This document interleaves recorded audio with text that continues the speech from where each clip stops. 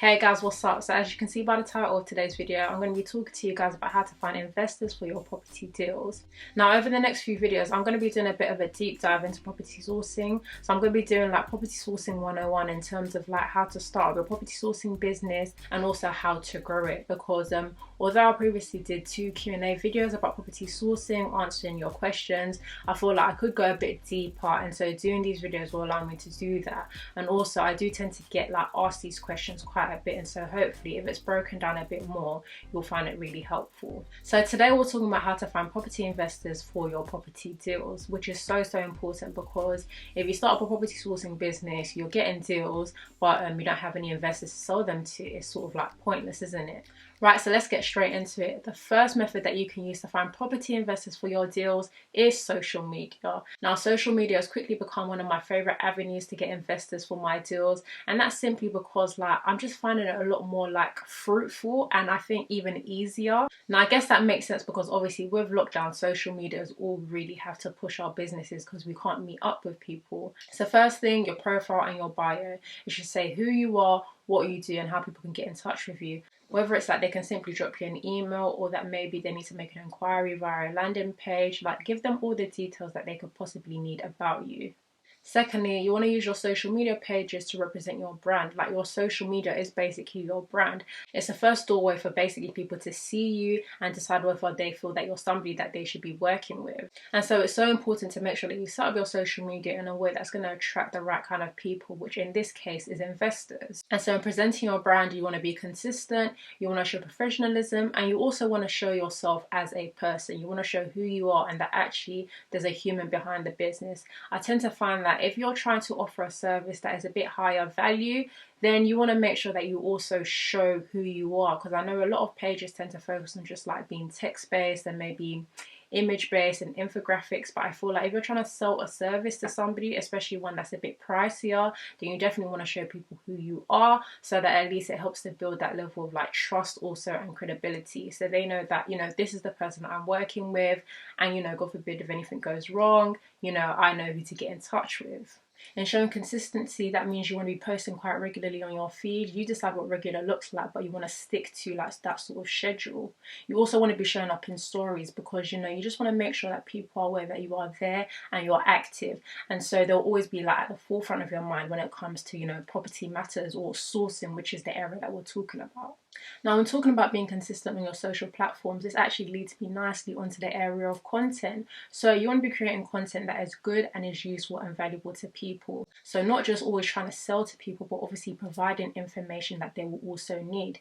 Things that make them feel like, oh, actually, this person's trying to help me rather than just trying to sell to me and take my money. If you're able to provide consistent, valuable information, people will feel more comfortable with you. By creating valuable content that people need, it also shows that you know your stuff and basically you're a credible person, and so in that way you're building up trust with people. And this includes investors. If investors can see that you're producing valuable content that shows that actually you are serious about what you do, you're serious about your business, and you're actually taking steps, then naturally they'll also want to come and work with you. And finally, on the area of social media, if you've got property deals, you want to be posting them on your page. Let people know that you have deals. It's not just that you're talking about, you know, being a property sourcer, but actually you do the business. So you post them on your feed, investors will see that, and also they may be attracted by any of the deals that you have available. If people don't know you have something, they won't approach you for it. That's another thing. And so if you have deals or you're sourcing deals, show the figures, show pictures of the properties, and before you know it, you'll have people approaching you. So now let's talk networking, which is the second thing that you need to be doing in order to find investors for your deals. So networking, this involves again social media, because obviously nowadays like we can't go anywhere, we're locked down, and so the internet is our way of doing everything. And so with social media, I find that this is a great way that I'm finding investors nowadays. If it's Instagram, connect and follow other property investors or people that are property entrepreneurs. You never know, that property investor or entrepreneur may be the next person to buy one of your deals. And when I say connect and follow, it's not just about following somebody and then just being there like a, a stale follower. No, you actually want to take it a step further and even DM people, drop them a message. There's no harm, you don't lose anything. You just want to send them a message, let them know that you're a sourcer, let them know what areas you're sourcing, and just let them know that, you'd be happy to have an initial call to discuss their requirements or, what they're looking for if they're interested. Another way to network, again, LinkedIn. So you can go on LinkedIn, look for people who are involved in property investors, whatever term they use. Look for those people, connect with them, and start talking, start conversations. Like, I've had people do it to me, and actually it's made me a lot more comfortable to also do the same. Again, you don't lose anything by sending a message. Even if some don't respond, or it seems like, none of them are responding, you never know. Just by putting yourself out in that way, if there ever comes a time in future when they need a source or they're looking for a property and they can't find one, they may come back to you because you've approached them before. On LinkedIn, there are also property groups that you can join, so that's another good avenue. Join the groups, join in the discussions that are going on, follow the people that are in the groups, and again, you're just building up your network like that. The third type of networking that I'm enjoying doing and finding quite fruitful nowadays is actually Clubhouse. Clubhouse is so good. Yeah, there's some controversial things going on, but you don't need to be about that. Just go in there, join the property related rooms, listen to what people are saying, and also speak up yourself. So when they invite people to the stage, don't be nervous. Just go up there, say what you do, say who you're looking to network with, and before you know it, people will start following you, and from there, some may even DM you, or you can go on to DM people. Again, it's easy. I feel like it's quite harmless. I feel like people are there for the same reasons. They want to connect with people, and it's just the known and common thing to do. So yeah, definitely join Clubhouse if you're able to, and yeah, just go on there, connect with people, speak to them, take it a step further, get in the DMs, and you're building those relationships, and before you know it, again, you've got a couple investors via that means. The third avenue that you want to be using to find property investors for your deals is groups. So I know I've spoken a bit about groups via like LinkedIn groups already, but there's also Facebook groups. You've got like meetings on like, the website Meetup, there's that. So you want to use all of these groups. Join them, join the conversations, add your 2 pence every now and again, and you're sort of like circulating your name. People know what you do by the way you're communicating, and so that's another great way for you to find investors. If any of the groups do allow you to like post deals, then definitely post your deals in the forums, and again, people will contact you if that's the kind of thing that they're looking for. The next avenue to find investors for your property deals is via referrals. We all know that when you have a good experience with something or a service, like you go on to tell people about how good it was and basically how they should also use the service.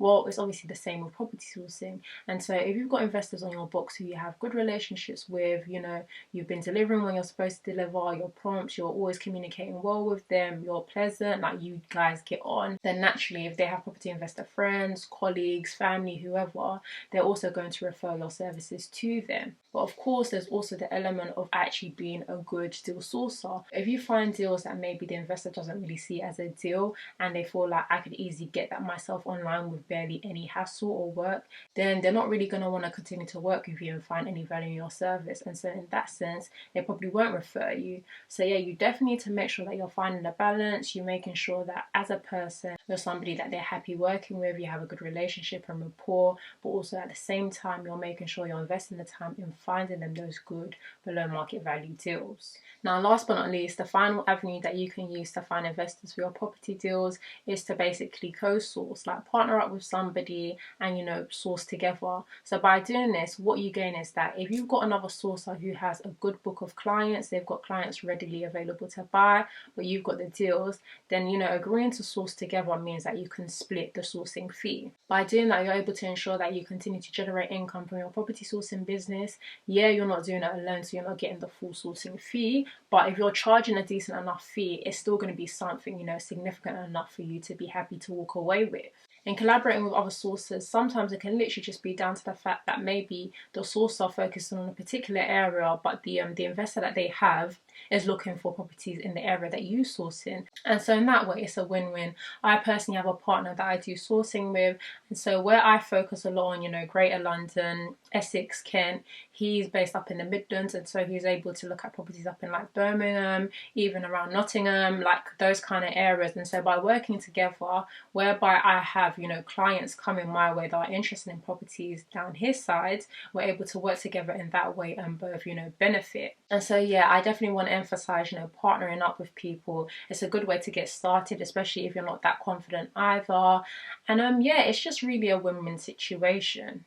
So guys, that is it from me in terms of the ways that I'm finding investors for my property deals. I'm finding all of these methods really quite fruitful and productive. And so yeah, if you follow through with all of like these kind of things, I'm sure you'll also be successful in the same way. Obviously, it all takes time. It doesn't happen overnight. So don't become like disheartened if you feel like, you know, you're doing this stuff and, you know, couple of days later, a week later, you feel like you're not really getting the product that you expect to see. So yeah, just remain consistent with it. Like, it's definitely taken time for me also, and just keep doing these things, and you know, I'm sure over time you'll find that your investor list definitely grows. In summary, I also just want to say that although it's important to be able to add to your list of investors, it's also just as important to nurture the existing relationships that you have with your investors. And so if you've worked with a client in the past and you've helped them to source a property, you want to make sure that going forward, when they're looking for other properties, they come to you. And you can only do that by making sure that you have a good relationship with them. So after you've completed a deal, you want to check in with them from time to time, because the fact of the matter is that when it comes to serious property investors, they're doing like a good few number of deals in a year. And so if they're coming to you for every single deal, you know, that's a good steady income that you'll be getting from them. And so it's so important to nurture these existing relationships with investors. How do you nurture your existing relationship with investors? Well, you want to make sure that you do what you say that you're going to do. You don't just say things, but you follow through. Throughout the deal sourcing process, you also want to make sure that even after you found a deal, you keep in touch with them. Let them know that you're available and you'll be happy to help in any other way that you can. Again, as I said earlier, you want to keep in contact with them, check on them from time to time. So even after you've done one deal with them, don't just disappear. Like, make sure you continue to check up from time to time, see how they're doing, see if they're on the lookout for anything, and let them know that you'll be happy to source for them. Another thing that you can do to nurture relationships is offer additional services. If you can't offer the services, so maybe they might need a management team, or maybe they might need a builder or contractor. If you can't offer the service yourself, then you want to link them up with people that can do. By doing that, they know that, you know, you're an all-round person, you're efficient, and basically, you know, you help them to do more than one thing, and so they'll see you as valuable and continue to work with you. The final thing that you can do to nurture existing relationships is just basically to have an open relationship whereby your investors and clients feel like they can easily come to you. If they have any questions, they can come to you and it's not going to be a big deal. Like, you're happy to help. And yeah, that's definitely going to be a thing that makes sure that you remain at the forefront of their mind and they always want to work with you. So guys, yeah, that is actually it from me. Those are the things that I'm doing to ensure that I'm able to grow my investor list and have investors for the property deals that I find.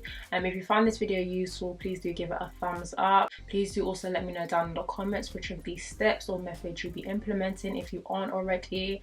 And also let me know if you have any other topics or videos that you'd like me to create in future, and I'll do so.